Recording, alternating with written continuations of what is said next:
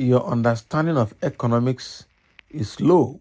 Ben Bruce blasts African presidents for bad policies.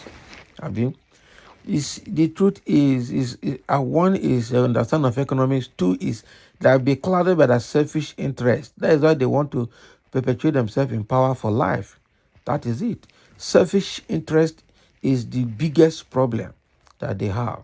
Fear of the unknown, that if they know that if they leave office, they will not be protected as they have been, and so they cling to power for life. This is a very bad one. Okay? And they're making bad policies, especially the one in Nigeria.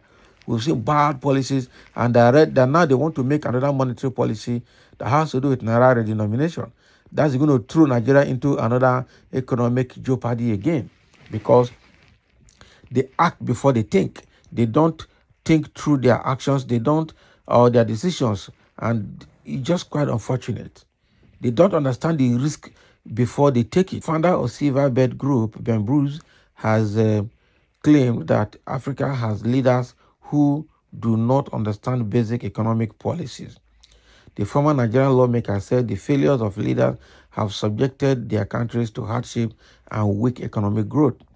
The Silverbird boss made the comment at the IATF 2023 Business Road Show in Lagos, with the team positioning Nigeria to harness the opportunities at the African Continental Free Trade Area, monitored by the Whistler. The roadshow aims at creating awareness for Nigerian businesses ahead of the IATF Intra-African Trade Fair 2023 in Cairo, Egypt, between November 9 to 15, 2023.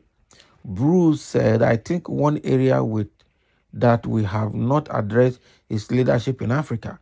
I think some of us are subjected to the most incompetent leaders in the world, and these incompetent leaders make it impossible for us to do what we all talked about.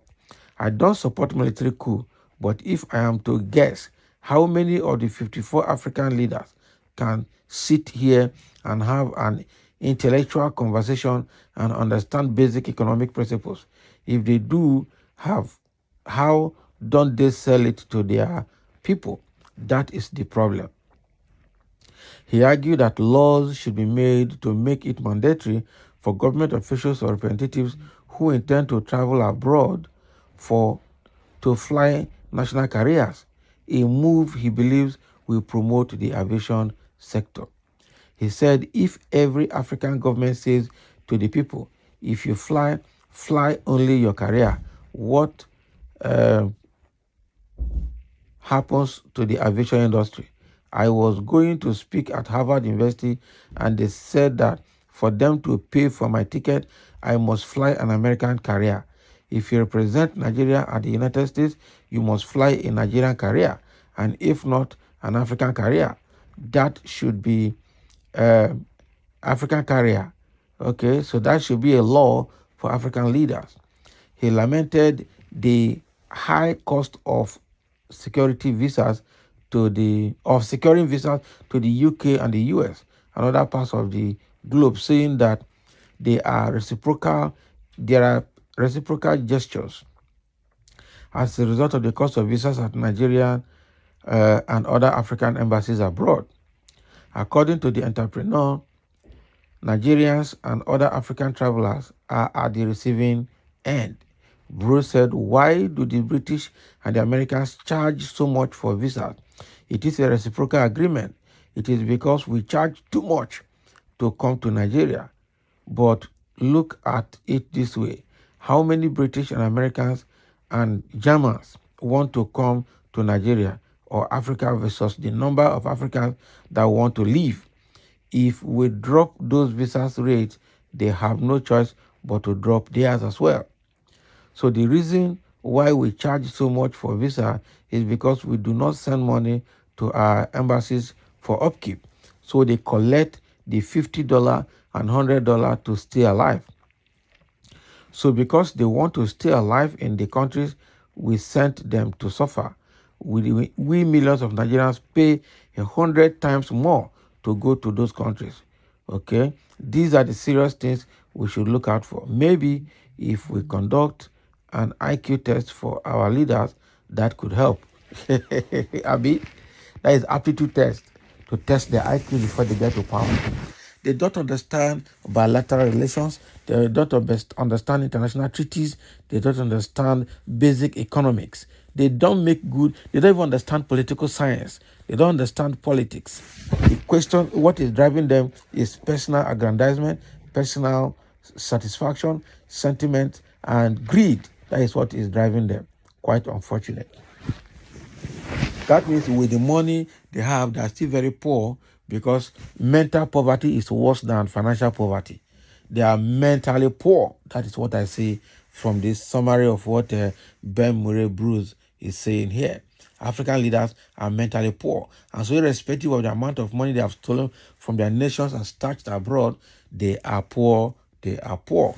No two ways about it. And somebody saying, but you are praising BAT for taxing the hell out of Nigerians. Abi, did Ben Bruce Murray actually praise Tinubu for taxing Nigerians? I don't have that record. Someone saying that you Sabi speaking from the two sides of your mouth. Abi, Ben Bruce Murray also need to be checked, because he speaks from both sides of his mouth. Can he be trusted? Is he saying the mind for the people? I doubt it. Someone saying, my brother, hypocrite everywhere. Majority of the leaders are slave masters. They refuse to relieve the chains from their slaves. If not, I observe former President Buhari came and condemned Jonathan government, saying he is a wasteful spender. He came, we are all enslaved with economic hardship.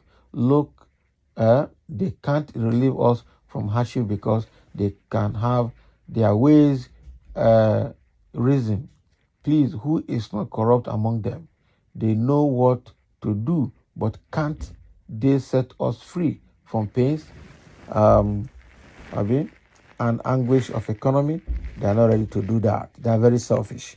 And like I said earlier, their selfish interest is what is driving them. They have been blasted for decades, yet they remain a slave. It is time for actions. It is time for actions. Real time for actions. They don't need to understand economics. They should simply appoint economists to advise them. That's where they are to blame. They want to govern by politics instead of by economics, which only can deliver good governance. No leader can ever achieve good governance ruling by politics. Can you imagine? Yes, Ben, we are not only going to test the leaders' IQ, but the level of their stupidity and buffoonery as well. And we will we'll make them take the lie detector test for deceit, looting, and corruption before stepping into public office. Abi, there's that lie detector test that they used to do in abroad. I think if they bring that to Nigeria, nobody will pass, because almost everybody lies in Nigeria. That is how bad it is. And somebody saying, Ben should shut up. What does he know? Economy is not entertainment. Abi? So you mean he's an entertainer? Once they are out of power, they start behaving, having good policies for the masses. But when they are in power, embezzlement is their watchword.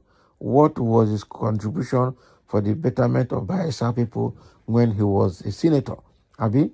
Exactly. There was nothing he did. And that's exactly where the problem is.